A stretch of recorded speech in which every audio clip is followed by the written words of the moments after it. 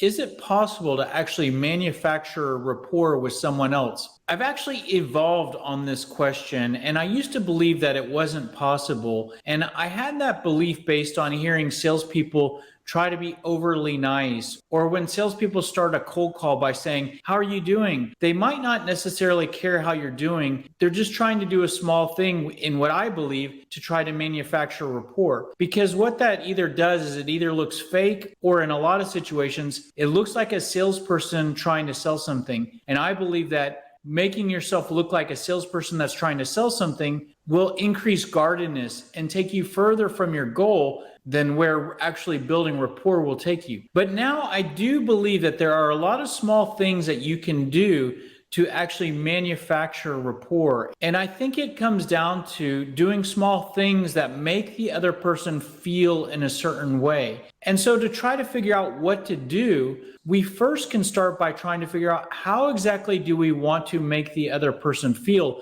What way can we make the other person feel to increase the bond that we have and the level of rapport that we have? And I believe if you make the other person feel that you care about them and that you care about what they are saying, then you can increase rapport. If you are able to show the other person that you are interested in them, interested in what they have to say, in what's best for them, you can create a better bond. If you make the other person feel like you're listening very closely and listening to everything they say, that can help. If you make the other person feel like that you are easy to talk to, that's a good thing. Being in a sales situation, if you can make the other person, the prospect or customer, feel like you are not being pushy or that you're not a pushy salesperson, that can help. If you're able to make the other person feel like you understand them, you understand what they're saying, you understand how they feel, that can help.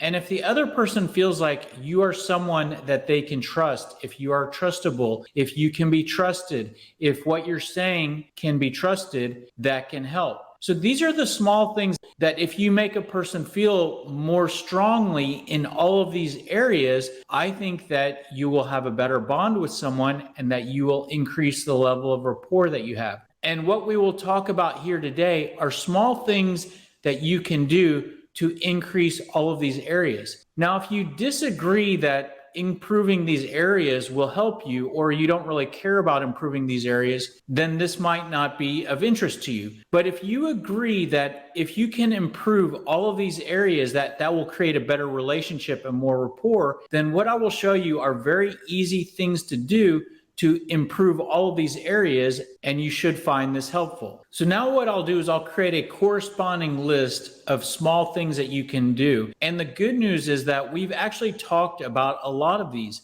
A lot of these have already been taught as core concepts in the SMART sales system. So a lot of this is review. And with that, if you basically follow the SMART sales system, you will naturally increase the level of rapport that you have with the prospects that you're dealing with. But if you want a summary of the key things that can be a direct impact on the level of rapport, we'll go through those right now. And it starts with making it about them, making conversations more about the prospect. And this goes back to actually a core concept of the SMART sales system, which is we're all humans and we all care about our own stuff the most. And with that, you as a salesperson, you care about your product the most and selling your product, and your prospect cares about different stuff. So if you follow your natural instincts, you will likely talk more about your own stuff, and that's where you turn into a product selling salesperson that's talking a lot about their product and their company and the features and trying to sell their product. So if you can resist that natural instinct and focus more on the prospect and the prospect's interests, then you can likely improve rapport. So to help with this, what I'm going to do is I'm going to actually outline the salesperson's interests compared to the prospect's interests. So like I said, we all care about our own stuff, and a salesperson works for a company, sells a product. So they care about those things. They think about those things every day. So not only is that a very interesting thing to talk about a lot, they don't have to think a lot about what to say. Those are things that are very interesting to the prospect because those are their interests. They're interested in closing their sales. When they close sales, they hit their targets, they improve their career, they make more money, they're able to provide more for their family. So they're definitely interested in closing sales, hitting targets, making commissions, advancing their career, providing for their family. So these are the salesperson's interests. So the things that they're most interested in and like talking about the most are things in these areas. And if you follow your natural instinct, these are the things you'll talk about. And that's where you naturally fall into being a product selling salesperson. But the prospect does not share any of these interests. And let's look at what the prospect might be interested in. The prospect is interested in growing their own business. If you're selling B2B and you're selling to an executive or business owner or decision maker, they're interested in improving their business. They're interested in increasing their sales, not necessarily your sales. They're interested in decreasing their costs. They're interested in decreasing the level of work they have to do, the level of stress that they have. They're interested in improving their personal income. They're interested in advancing their career. They're interested in providing for their family. So a lot of these interests actually align, but they're completely different because advancing your career is not what the prospect's interested in. They're interested in advancing their career. So by becoming more aware of these interests and keeping these in the front of your mind, you can naturally push yourself to focus more on these when talking to a prospect. And when you focus more on these, you make conversations more interesting for the prospect, and that can help to build rapport. Now, looking at all of that, that may seem complex. How am I going to talk about all those things and remember what to talk about in all of those areas? Well, the good news is that what we've already taught you with product selling compared to consultative selling actually aligns with all of that. When you're a product selling salesperson, that aligns with your interests. When you become a consultative salesperson and focus on the improvements that you can make to their daily routine, to their family life, that is easily accomplished through consultative selling, focusing on pain points, asking good questions. So we've actually already taught you a method of how to focus more on the prospect's interests, and that's by building and using a consultative selling sales message. Now, how does that help you to build more rapport? Well, specifically, if you make it more about them, that's going to make them feel like you care more because you're making it more about them. That's going to make them feel like you're more interested in them. You're not so necessarily focused on you and you're interested on you and your interests. You're focused more on them. Because you're focusing conversations more on them, they're going to find those conversations more interesting and more easy to have than when you make it more about you. So they're going to find you more easy to talk to. Okay, the next thing that we can do to make them feel this way is we can avoid sounding like a salesperson selling something. And we, of course, talked about this a lot, but let's dig into it a little bit more. Now, people actually like buying stuff. We like going shopping. We like ordering stuff online. It's fun. It's nice to accumulate nice things. Even in business to business, business owners like buying stuff that's going to help them to improve operations. It's fun to invest and create improvements. But at the end of the day, it's not fun being sold to. And I want to kind of explain this a little bit more of why. The reason why I believe it's not fun being sold to is that it doesn't feel good when someone's trying to talk you into something. Even if it's something that you want, when someone's trying to talk you into it, and if you choose it because someone talked you into it, that does not feel good. It doesn't feel good to be tricked in any way. I'll give you an example of this. Traveling overseas, in some countries, things are cheaper. And I was buying a t-shirt in a market, and I did the calculation on the conversion rate, and the cost for the t-shirt that I wanted to buy was $6. And in my country, $6 is extremely cheap for a t-shirt. So I bought that t-shirt for $6. But the thing is that the price that I should have paid was $3, and I should have pushed harder. And while I got a good t-shirt at a great price that was very economical to me, that salesperson actually tricked me and took advantage of me. And while I'm okay paying $6 for a t-shirt, that did not feel good. It doesn't feel good to be taken advantage of in the same way. It doesn't feel good to be sold something that you don't need. Sometimes salespeople try to talk you into something that you don't need. And if you end up buying something that you don't actually need, that doesn't feel good. You have buyer's remorse. And so I believe because of some of these things, when we sense that someone's a salesperson and trying to sell a product to us, our guardedness goes up, especially when you add the fact on that a lot of prospects get sold to a lot. That only increases the guardedness more. So at the end of the day, if you sound more like a salesperson, that's likely to decrease the level of rapport you have with prospects. So how does this help us? Well, if we can avoid sounding so much like a salesperson, that can make prospects feel like we're easier to talk to. That can make prospects feel like we're less pushy. Even if they know we are a salesperson, if we're not pushing our product on them, they might see us as less pushy. And they also may see us more as someone that can be trusted. So the next tip is to ask good questions. And this is definitely one of the core concepts of the SMART sales system, which is the best salesperson is the one that asks the best questions. And we've talked a lot about this through this entire program. In fact, it's easy for a salesperson to agree to ask more questions, but not know questions to ask. And we help to solve that by helping you to create a sales message. In a previous training module, we created this sales message, and core to this sales message are pain questions and current state questions. But this sales message helped us to create building blocks. And like I said, two of those building blocks are questions that we can ask. So if we go through that process to create our sales message, we instantly have a lot of good questions to ask when we're first talking to prospects for the first time. And we can ask pain questions. There are current state questions that we can ask. And we talked about all of this in detail in a previous training module. But by simply asking more questions, how does that help us? Well, if you ask more questions, that's going to make the prospect feel like you care more about them. You care more about what they say. It's also going to make the prospect think that you're more interested in them and interested in what they have to say because you're making conversations more about them. Asking questions will also help you to make the conversation more about them, which is the first tip here to create more rapport. By asking questions, you're going to get the prospect talking more about the stuff that they're interested in and more about the stuff they're knowledgeable about. And this might make them see you as someone that's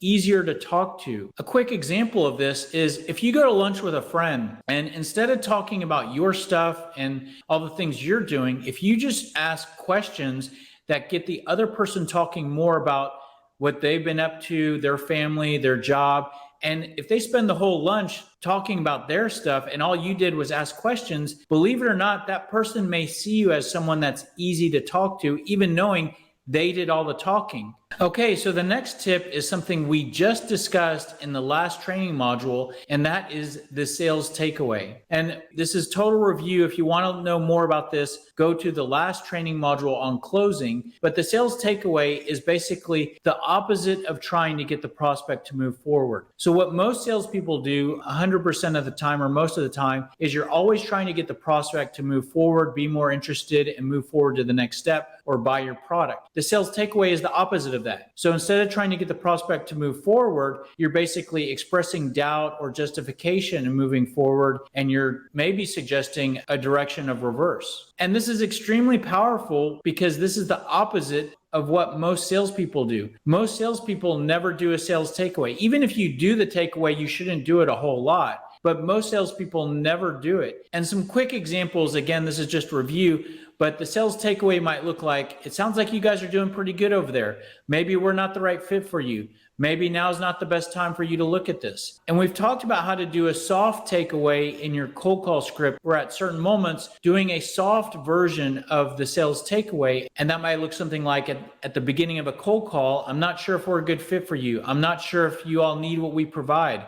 I'm not sure if you are the right person to speak with. Now, again, we go into deep detail on this in the previous training module. But how does the sales takeaway help you to build rapport? Well, by doing a takeaway, that's going to show the prospect that you care about them and you care about their interests. The reason why is by doing a takeaway, you're saying, I don't know if you need this. And that aligns with the prospect's interest of making good decisions and buying stuff that they need. Your interest is selling as much product as you can. So by doing a takeaway, it communicates to the prospect that I'm focused less on my interests and more on yours, and that I care about you. It shows that you're interested in the prospect and interested in them making good decisions and their best interests. It shows that you're not pushy. A pushy salesperson never does a sales takeaway. A salesperson that's not pushy will pepper in the sales takeaway strategically. And the sales takeaway shows that you can be trusted. If you're willing to walk away or express doubt or stop moving forward, that shows that you're not just trying to sell the product at any cost. And you're just not trying to push forward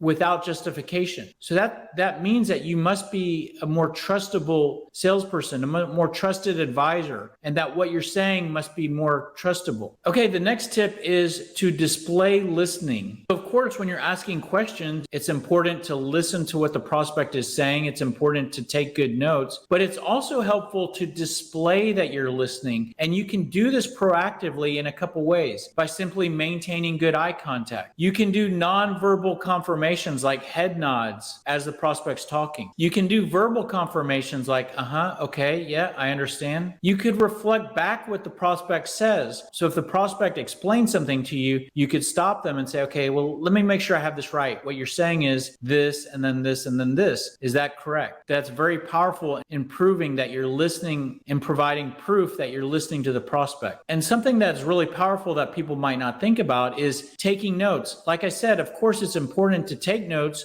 when the prospect says something, but to actually be taking notes where the prospect can see you writing stuff down is very powerful and shows that you're listening. Even if you don't need to write something down, it can be helpful to take notes to show the prospect that you're listening. So how does displaying listening help us? Well, if you display to the prospect that you're listening to what they say, it will make the prospect feel like you care about them and you care about what they're saying. It will make them feel like you're interested in them and interested in what they have to say. It will, of course, make them feel like that you're listening to them. It will make them feel like you are easy to talk to. It will make them feel like you can be trusted and you are more trustable. Okay, the next tip is to respect the prospect's time. And one of the core concepts that we've talked about many times is to just assume that prospects that you're trying to sell to or prospects that you're talking to are extremely busy. Now, we can factor that into how we design our cold call script or our emails, but we can also communicate to the prospect that we understand that they're busy. And there's very small ways to do this. So when you're calling them, you can, at the early part of the call, saying, have I caught you in the middle of anything? This definitely lets them know that you respect their time and you're not going to push forward if they're fighting a fire and in the middle of something. Are you available to discuss this right now? If you're meeting someone, there are some small things that you can do at the beginning or throughout the meeting to communicate that you respect their time and that you understand that they're busy. Start out the meeting by always confirming, are you still available for this meeting? Even if you put it on their calendar, they accepted your meeting, they showed up for your meeting, you can always still confirm, is this still a good time? Are you still available for this? A nice thing to do, not only does this help you to manage the meeting, but it also helps you to communicate that you respect their time, is at the very beginning of the meeting asking, do we have a hard stop for this discussion? How much time do you have to spend with us? And then throughout a meeting, you can check in with the prospect to ask, how are we doing on time, to make sure that you're not taking too much of their time or that you're moving at the right pace. Okay, so how can respecting the prospect's time impact our level of rapport? It can show them that you care about them and care about their interests and what's best for them. It can make them feel like you're a less pushy salesperson. If you respect their time, you're being less pushy. A pushy salesperson cares more about the prospect's time and cares more about pushing forward. It can show the prospect that you understand them because you understand that they're busy and you understand what it's like to be in their shoes. And all of that can help you to build more rapport. Okay, the next tip is to let the prospect lead. And we also talked about this a little bit in the last training module on closing, but there's a closing tactic where you close by trying to let the prospect lead and trying to let the prospect determine what to do next. For example, by asking the prospect, what direction do you want to go? What do you want to do next? Is this something you're interested in discussing more? When would you like me to check in with you? When would you like to meet up again? All of these are a soft close where you're letting the prospect decide what to do next and when, instead of the salesperson saying, what can I do to get you to move forward, or let's do this next. Now, this can be really powerful and can help you to build rapport, but a quick disclaimer, you should only let the prospect lead when you've really covered bases in a lot of other areas, like qualifying the prospect. Only if you've qualified the prospect to know that they need what you sell and that they're interested and that they can buy what you sell, you can be more confident letting the prospect lead. If you've done a good job of finding the prospect's pain, then you've probably qualified them more and you know that they need what you sell, so that can help with having confidence in this area. If you've done a good job to build interest and communicate the value you have to offer and how you can help, then that can help you to be more confident in this area. If you've done a good job of building rapport, which is what we're talking about here today, you can let the prospect lead because you have that trust with them. If you've trial closed, and that's something we've discussed in the previous training module, in the module just before this, if you've trial closed, then you along the way, when a lot throughout the process, then you know where the prospect is, so you can have more confidence letting them choose what to do next because you have more information on where they're at, what they're thinking. If you've done a good job of building pipeline and have a healthy pipeline, you can be more confident in letting the prospect determine what they need because you're less reliant on this one prospect because you have a healthier pipeline. Now, by letting the prospect lead and not closing hard, that can make them feel like you're easy to talk to because you're not being a pushy salesperson and pushing something on them. And by letting the prospect lead, that lets them know that you can be trusted because you're not doing that hard sell. So you might and pushing something on them. So maybe you can be trusted with what you're saying and what you're offering because you're not pushing it so hard and you're letting them decide what to do next. Okay, so that's just a quick summary of small things you can do to improve all of these areas. And like I said, most of these we've already talked about, but it can certainly help to become more aware of the small things you can do that have a positive impact on the level of rapport you have with prospects. Okay, so that's pretty much it for today. And the next training module is on mindset, and we look forward to seeing you there. If this has been helpful to you in at least one way, if you've gotten at least one tip that will be helpful out of this video and you want to return the favor, very easy for you to do. Simply like, comment, share this video, or subscribe to our channel. Any of those help us, and none of those cost you anything.